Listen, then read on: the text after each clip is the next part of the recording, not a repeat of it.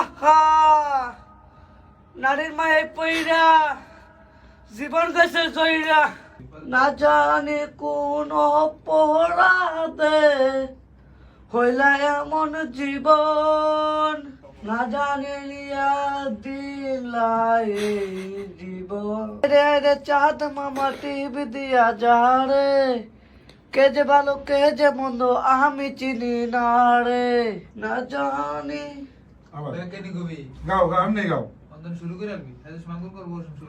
না জানি কোন অপরাধে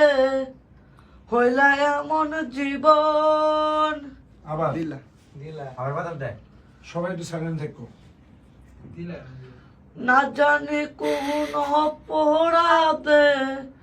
দিলা এমন জীবন। মানে বাংলাদেশের মিউজিক ইন্ডাস্ট্রি বুঝিনি এত পরিমাণ সস্তা হয়ে গেছে যে খালি চেহারা দেখলে হয়ে গেছে, ভয়েস লাইক দোনো, সুর লাইক দোনো, কিচ্ছু লাইক দোনো, খালি হাতে ভাইরাল নেই, হাতে ট্রেন্ডে আসেনি, খালি ট্রেন্ড ফলো করে শালা সব দিক দিকে,